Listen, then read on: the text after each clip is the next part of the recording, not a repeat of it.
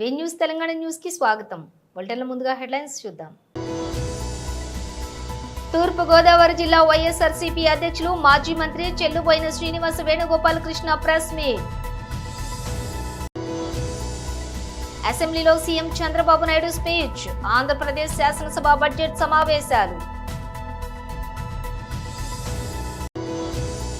HCl check KRC campus ప్రారంభోత్సవంలో పాల్గొన్న ముఖ్యమంత్రి శ్రీ ఏ రేవంత్ రెడ్డి.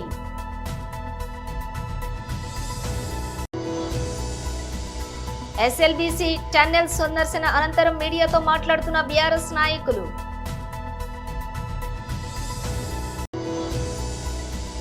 బెంగళూరులో నడి రోడ్డుపై ప్రేమికుల బరితెగింపు, వైరల్ అవుతున్న వీడియో. ఇక డీటెయిల్స్ చూస్తే తూర్పు గోదావరి జిల్లా వైఎస్ఆర్సీపీ అధ్యక్షులు మాజీ మంత్రి చెల్లుబోయిన శ్రీనివాస వేణుగోపాలకృష్ణ ప్రెస్ మీట్ నిర్వహించారు. ఎంచుకోవడం ద్వారా ఈ రాష్ట్రంలో ఉన్నటువంటి ప్రజల్ని మా ప్రభుత్వం వస్తే గత ప్రభుత్వం కంటే ఎక్కువ సంక్షేమాలను అమలు చేస్తామని, గడిచిన ప్రభుత్వం మీద అనేకమైనటువంటి అసత్యపు ఆరోపణలు, ఎన్నికల ముందు వారు చేసినటువంటి ఆరోపణలకి హద్దు లేదు.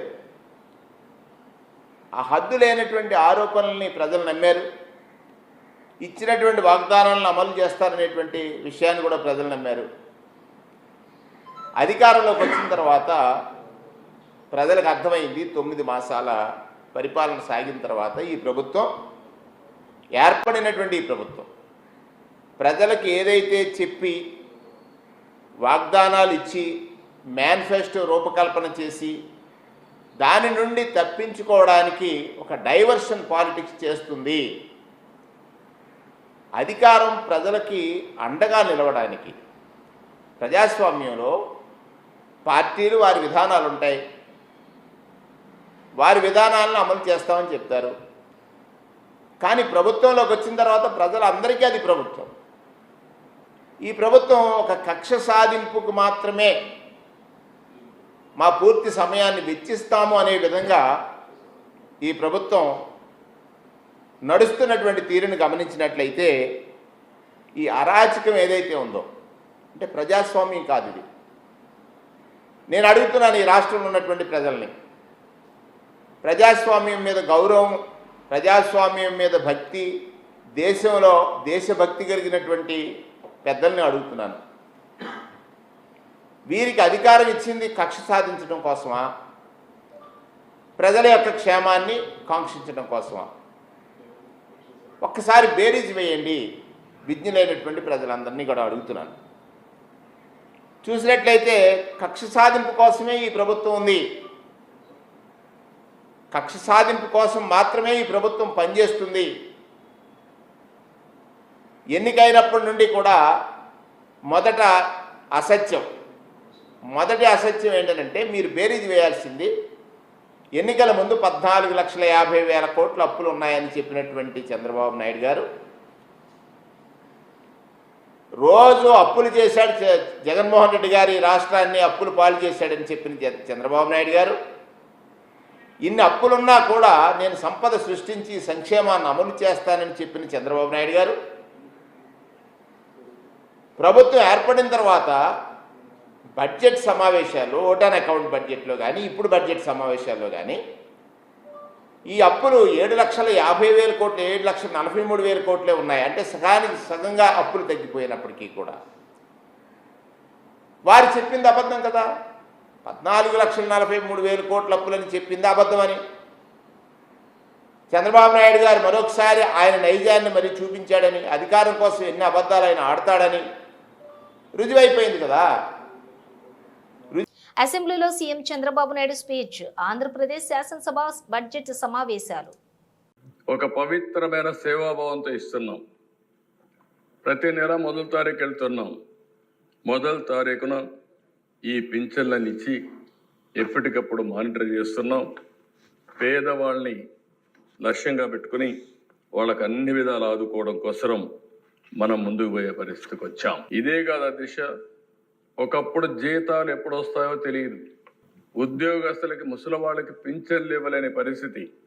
ఈరోజు గర్వంగా చెప్తున్నా, మొదటి తారీఖున ఎన్ని కష్టాలున్నా పింఛన్లు పేదవాళ్ళకి ఇవ్వడమే కాకుండా గవర్నమెంట్ ఉద్యోగస్తులకి, రిటైర్డ్ అయిన ఎంప్లాయీస్ అందరికీ అదే రోజున పింఛన్లు జీతాలు ఇచ్చే కార్యక్రమాన్ని ఏర్పాటు చేశాం.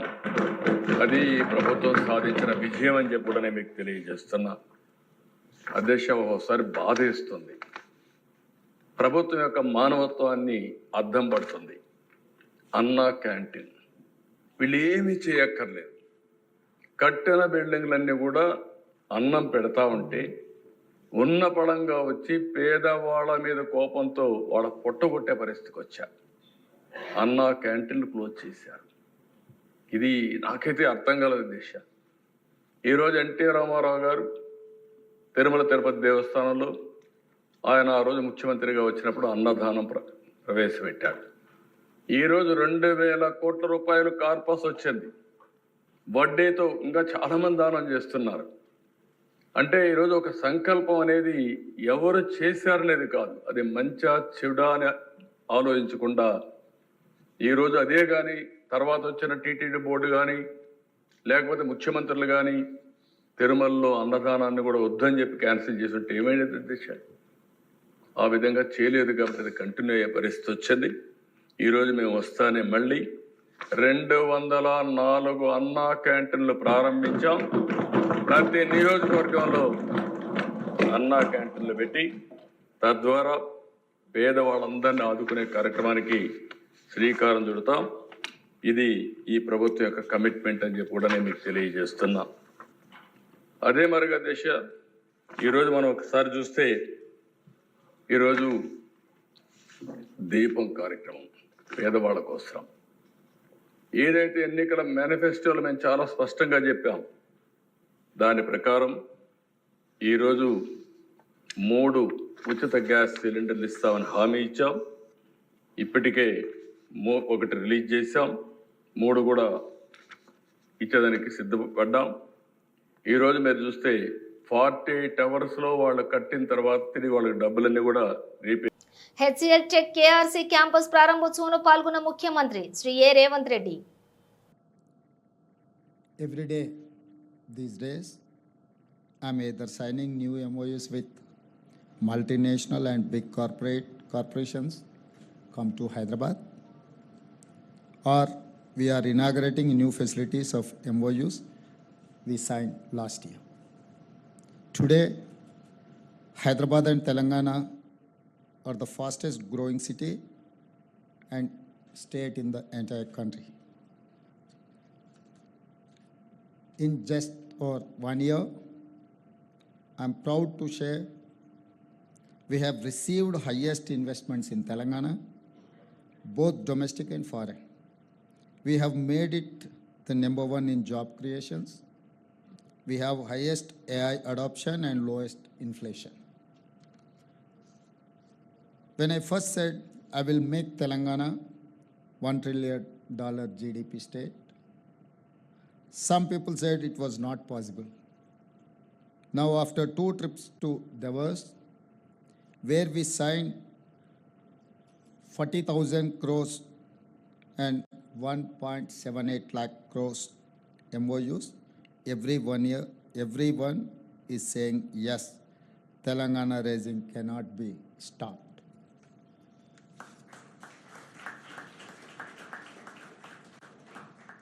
When I said my competition for Hyderabad is not with Mumbai, Delhi, Chennai, Bangalore, some people said it was very big dream. Now, when we made Hyderabad number 1 EV adoption, when we are transforming our state into hub for data centers, green energy, for life sciences, for biotech, for skills, for manufacturing, for agri-processing, people say, yes, Hyderabad is not unstoppable. When I first said Telangana rising, some people were not sure. Now whole world agrees. When I first said Hyderabad rising, some people were in doubt. Now the whole world agrees. We welcome Amgen, one of the world's largest life sciences company, a few days ago, we conducted BioAsia, one of the world's finest conferences, and today we are here at HCL.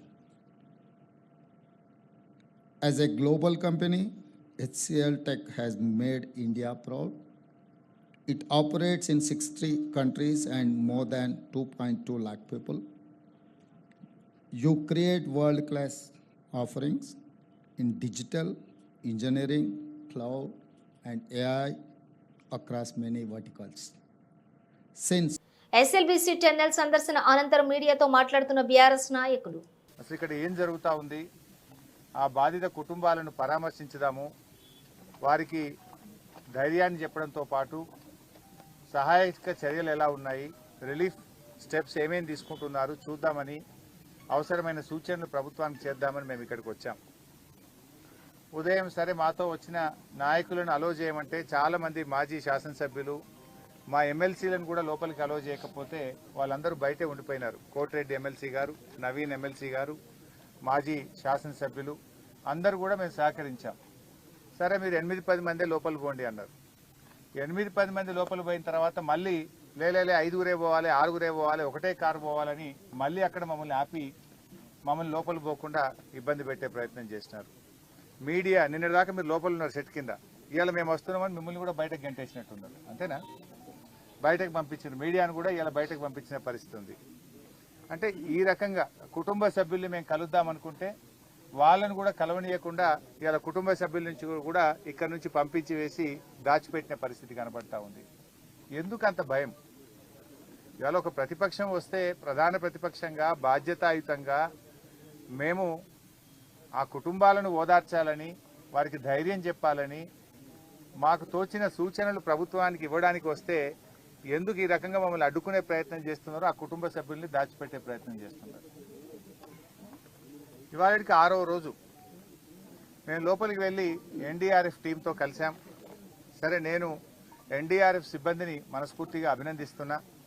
వాళ్ళు చెప్పారు చివరి point వరకు మేము almost 10 మీటర్స్లో చివరి పాయింట్లో 1.2 metres మాత్రమే space ఉంది, అక్కడి వరకు కూడా పాక్కుంటూ వెళ్ళి చూసాం, అక్కడ ఆక్సిజన్ లేదు, అక్కడి వరకు కూడా వెళ్ళి వచ్చామని చెప్పి ఎన్డీఆర్ఎఫ్ బృందం మాకు ఎక్స్ప్లెయిన్ చేసినది. వారి ప్రయత్నాన్ని నేను తప్పకుండా అభినందిస్తా ఉన్నా. అయితే అక్కడ అర్థమైంది ఏంటంటే, నేను చాలా మందిని కలిసాను. రైల్వే టీం ఉంది అక్కడ, సింగరేణి టీం ఉంది అక్కడ. అసలు మొత్తంగా చూస్తూ ఉంటే గత 5-6 రోజుల నుంచి వివిధ బృందాల మధ్య ప్రభుత్వం సమన్వయం సాధించడంలో పూర్తిగా ఫెయిల్ అయింది. లైక్ ఎన్డీఆర్ఎఫ్ ఉంది, నేవీ టీమ్స్ ఉన్నాయి, రైల్వే టీమ్స్ ఉన్నాయి, సింగరేణి టీమ్స్ ఉంది, ర్యాట్ హోల్ మైనర్స్ వచ్చారు, geological survey of India team వచ్చింది, హైడ్రా టీం వచ్చింది, ఎల్ఎన్టీ టీం వచ్చింది. Like that so many teams have come. ఇంతమంది మధ్యలో అసలు ఎవరు ఏం పని చేయాలి, హౌ టు గో ఫార్వర్డ్ అనే విషయంలో డైరెక్షన్ లెస్లో ఉన్నారు అందరు. ఒక స్పష్టమైన డైరెక్షన్ లేదు. 6 రోజుల వరకు డైరెక్షన్ ఇవ్వకుండా ప్రభుత్వం ఉంటుందండి? 6 రోజుల వరకు కూడా మీరు డైరెక్షన్ ఇవ్వకపోతే లోపల ఉన్న వాళ్ళ ప్రాణాలు ఏమవుతాయి?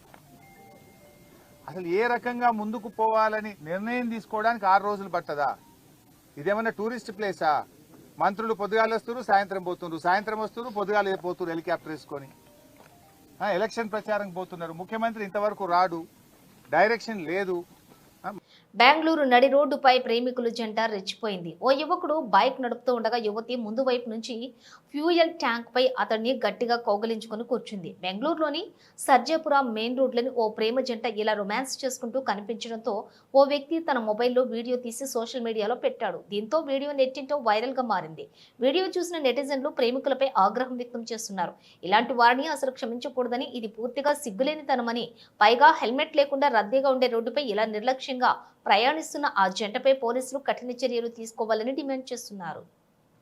కాకినాడ జిల్లా పిఠాపురం 27న జరుగుతున్న తూర్పు పశ్చిమ గోదావరి జిల్లాల పట్టభద్రుల నియోజకవర్గం ఎమ్మెల్సీ ఎన్నికల కోసం అధికారులు ఏర్పాటు చేశారు. పోలింగ్ స్టేషన్ 86 గొల్లప్రోలు ఎస్ఎస్టీఎల్ పరిషత్ బాయ్స్ హై స్కూల్లోని రూమ్ నెంబర్ 1 87 గొల్లప్రోలు ఎస్ఎస్పిఎల్ జిల్లా పరిషత్ boys high school room number 2, 88 Gollaprolu SSPL జిల్లా పరిషత్ high school room number 3, polling station 89, U Kothapalli తహసీల్దార్ కార్యాలయం video conference room 90, U Kothapalli జిల్లా పరిషత్ high school room number 2, 91, U Kothapalli జిల్లా పరిషత్ high school room number 4, polling station 92, Pithapuram municipal office staff hall ground floor 93, Pithapuram RBR నగర్మెంట్ government high school west side facing building ground floor 94, Pithapuram MPDO కార్యాలయం staff room 95, Pithapuram assistant director agriculture office 96, Pithapuram RBR government high school west side facing building ground floor 4th 97, Pithapuram RBR government high school east side facing building ground floor. Graduate MLC ఎన్నికలకు సంబంధించినటువంటి police స్టేషన్లో ఆయా ప్రాంతాలలో ఏర్పాటు చేసినటువంటి వాటిని graduates అందరూ కూడా ఓటు హక్కును వినియోగించుకుంటూ ఉన్నారు.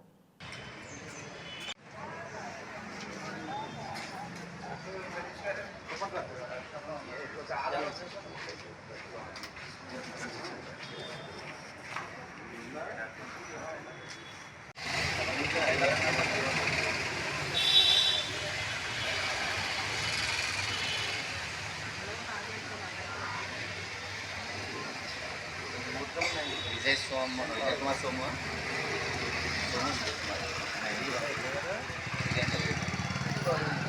సోము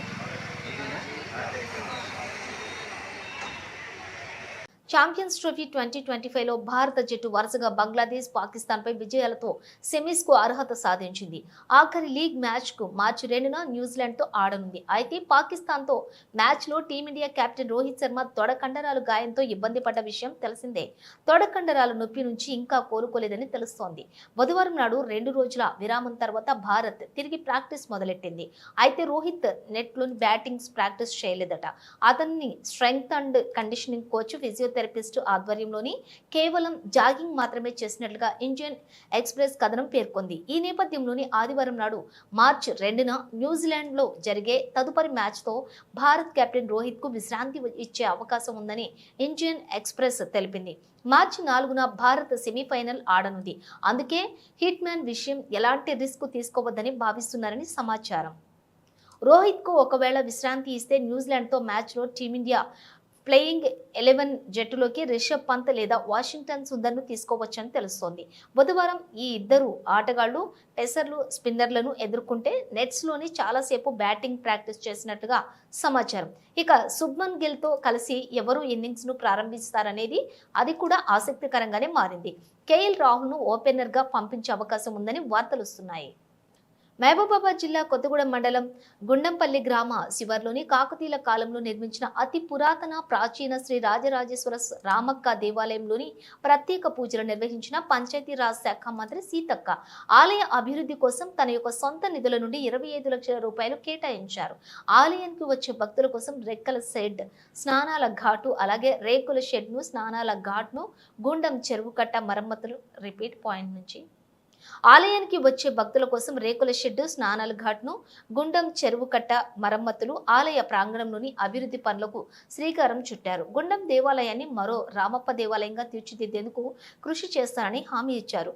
గుండం నుండి కొత్తగూడ వరకు డబుల్ రోడ్డు మంజూరు చేస్తానని కూడా హామీ ఇచ్చారు.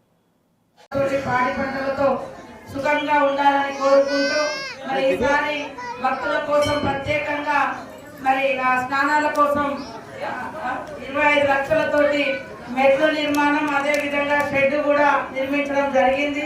రాబోయే కాలంలో ఈ ప్రాంతాన్ని అత్యంత వైభవంగా మరి ముందుకెళ్లే విధంగా ఈ ప్రాంత బిడ్డగా, ఈ ప్రాంత ప్రజాప్రతినిధిగా ఎప్పటి నుంచో ఈ ప్రాంతంతో ఇక్కడ రామక్క మన శివాలయంతో, గుండం తీర్థంతో మనకు చాలా అనుబంధం ఉంది.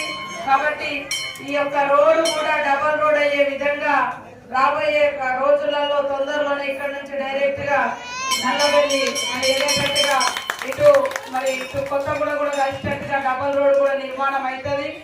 ఇట్లా వచ్చి అట్లా పోయేటట్టు, అట్లా వచ్చి ఇట్లా పోయేటట్టు.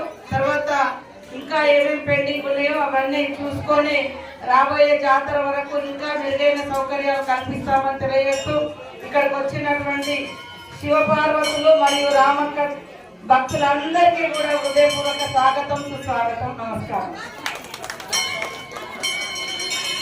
బులెటిన్ ముగించే ముందు హెడ్లైన్స్ మరోసారి. తూర్పుగోదావరి జిల్లా వైఎస్ఆర్సీపీ అధ్యక్షులు మాజీ మంత్రి చెల్లుబోయిన శ్రీనివాస వేణుగోపాలకృష్ణ ప్రెస్ మీట్. అసెంబ్లీలో సీఎం చంద్రబాబు నాయుడు స్పీచ్. ఆంధ్రప్రదేశ్ శాసనసభ బడ్జెట్ సమావేశాలు. హెచ్సిఎల్ చెక్ కేఆర్సీ క్యాంపస్ ప్రారంభోత్సవంలో పాల్గొన్న ముఖ్యమంత్రి శ్రీ ఏ రేవంత్ రెడ్డి.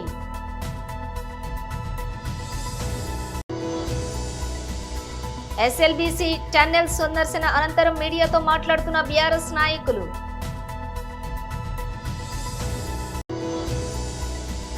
బెంగళూరులో నడి రోడ్డుపై ప్రేమికుల బరితెగింపు. వైరల్ అవుతున్న వీడియో. ఇవి బులెటిన్ విశేషాలు. మరో బులెటిన్తో మళ్ళీ కలుద్దాం.